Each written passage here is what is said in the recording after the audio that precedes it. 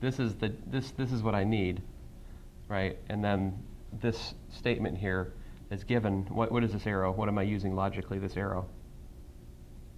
This is the comparison theorem.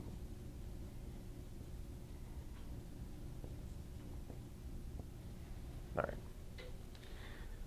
Another example that's important to look at is the integral of dx over x to the p, where p is some real number. What is this equal to? And let's suppose p is not equal to 1, just for a second. P equals to 1 is a very special case, right?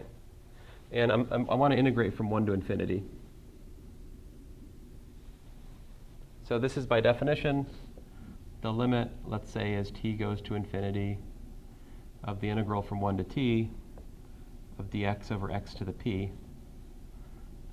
which is the limit as t goes to infinity of what? What's the integral of x? This is really x to the minus p, right? So think about that. What's the antiderivative of x to the minus p? Negative p plus 1, right? So divided by minus p plus 1.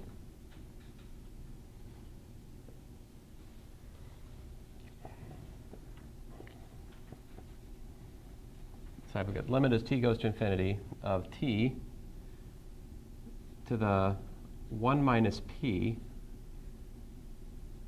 all right, divided by 1 minus p, right, plus, well, minus rather, 1, right, over 1 minus p.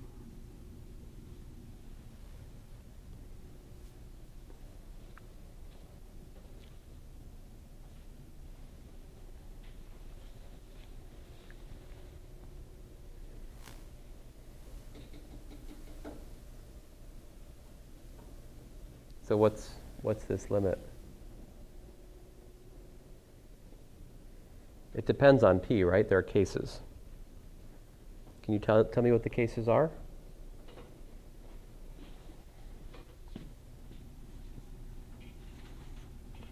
I'll start you out. How about what if p is what? If p is greater than 1, what do we get?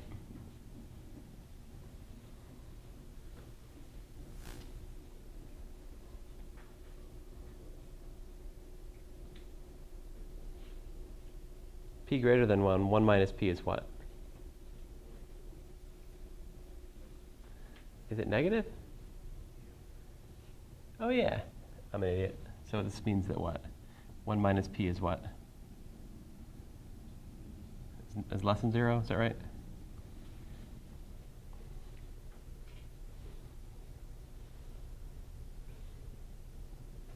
Fine, if you guys probably would rather I write it this way, right? Like,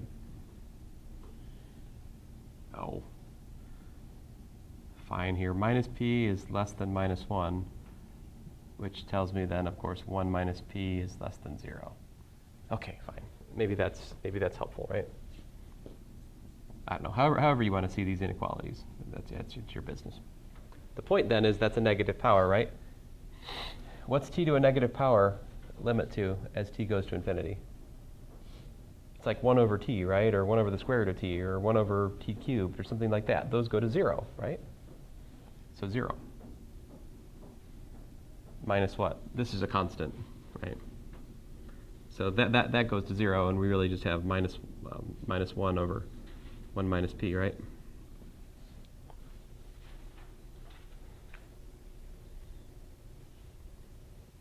Oh, it bothers me to write that way. Let me clean this up. This is really what? 1 over p minus 1, right? There, I feel better. But not entirely, because now I got this stupid stuff on my fingers. And then how about the other case? What if p is less than 1?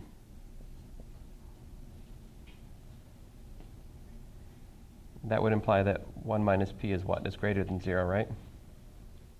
Which means we've got t to a positive power limiting to infinity, which is what?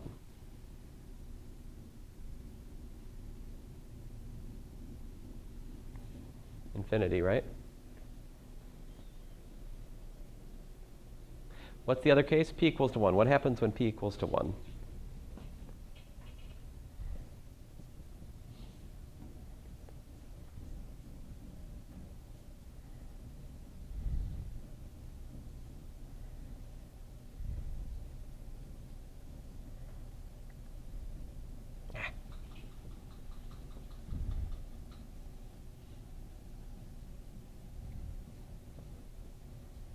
So we've got the limit as t goes to infinity of what? Of natural log of t minus the natural log of 1, right?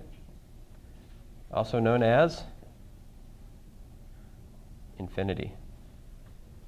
So, in fact, we have the following little theorem. The integral from 1 to infinity of dx over x to the p converges to 1 over p minus 1 if p is what? If p is greater than 1, and otherwise, the otherwise would be what? P less than or equal to 1 diverges.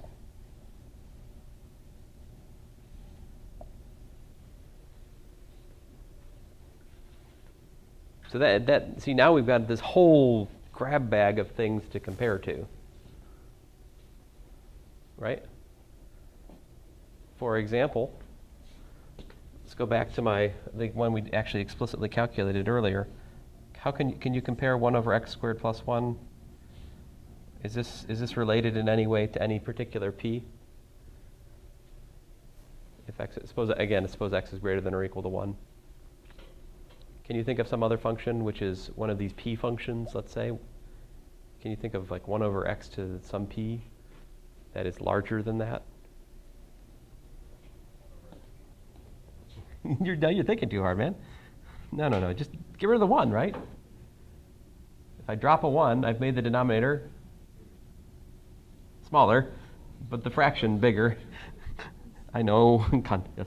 But that's p equals 2, right?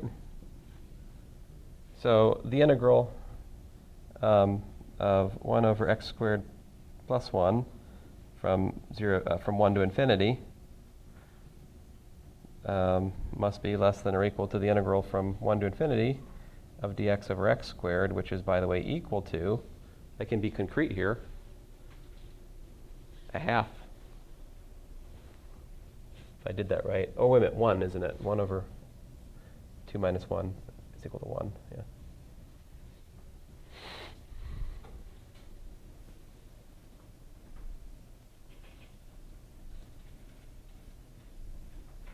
We worked out that the integral from 0 to infinity of dx over x, right?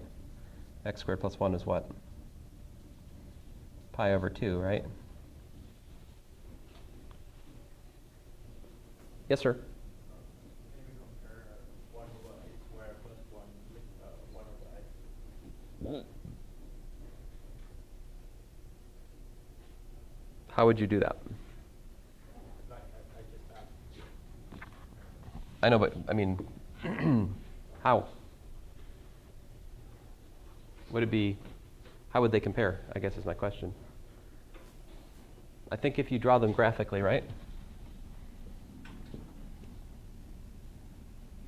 Well, 1 over x squared is like this, right? It's the volcano function, for what it's worth. 1 over x squared plus 1, adding that plus 1 to the denominator tames this thing. It chops the volcano off in some sense, right? It's like this. This is, roughly speaking, 1 over x squared plus 1. The reciprocal function is bigger. So much so that it diverges.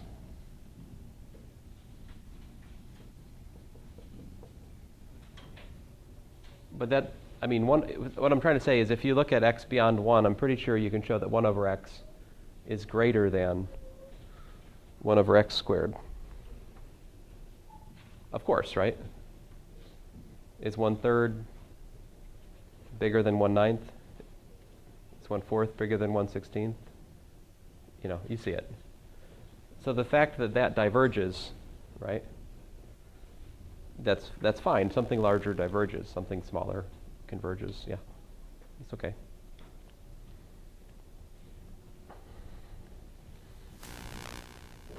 Oh, and we're out of time.